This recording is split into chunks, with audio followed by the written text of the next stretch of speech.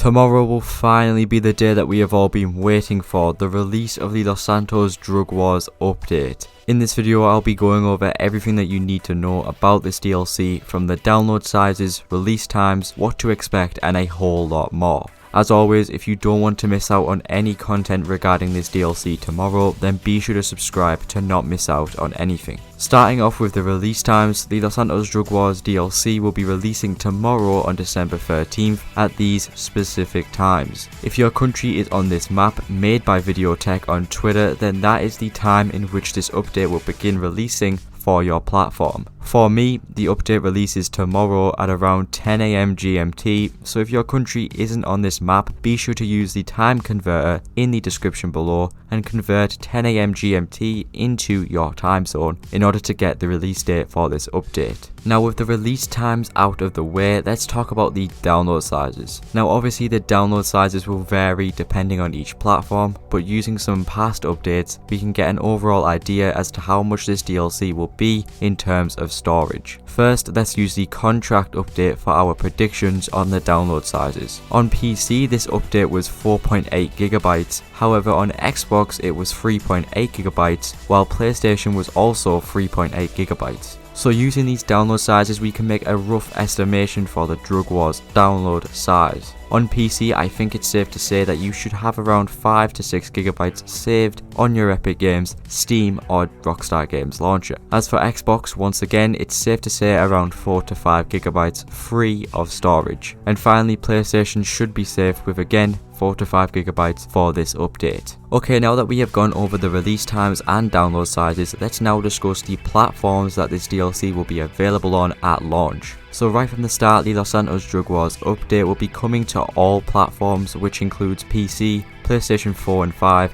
Xbox One and Xbox Series X and S. However, the times in which the update releases for certain consoles is a lot different. For example, Xbox may receive the update first before PlayStation and PC. However, the typical times in which the update releases is Xbox first, then PlayStation, and PC receives it last, with Steam being the first to get it. Now let's talk about what we can expect in tomorrow's update in terms of content such as vehicles, weapons, properties and much more. Starting off, there will be a new business called the Juggalo Hideout. This hideout is a warehouse which includes a vehicle workshop. This is where we can most likely store our vehicles as well as customize them, and not only that, but it will also be a place where we can launch certain missions. That isn't the only new property in this update. Another new business will be added called the Acid Lab. This Acid Lab can be a portable chemistry lab which can be stored inside of the brand new MTL Brickade 6x6, which is a new version of the current Brickade in GTA 9. However, this one will receive new upgrades such as a wedge upgrade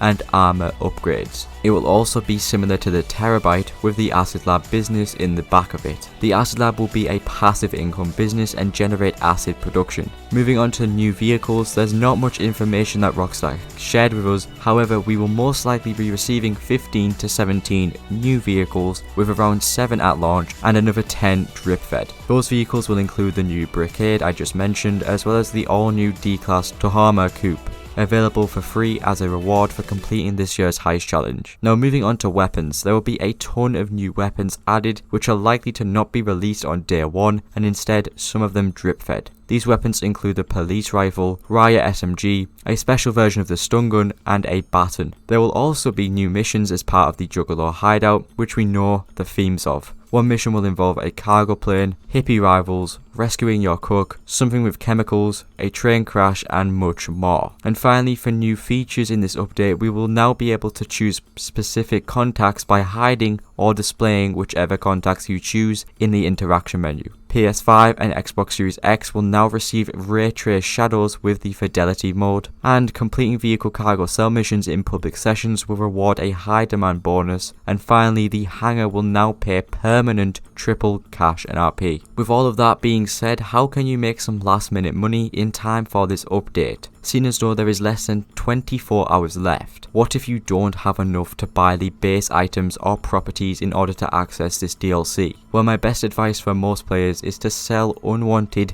and unused vehicles from your garages. If you are like me and you have a ton of vehicles, then sell a few that you no longer use, as you can earn yourself quite a large amount of easy money to spend on the update. Other than that, that is all for this video. Let me know your thoughts in the comments. Are you excited for this DLC? Let me know. And if you don't want to miss out on live streams and videos on this DLC, then be sure to subscribe and drop a like on this video. And as always, thanks for watching, and I'll see you all later.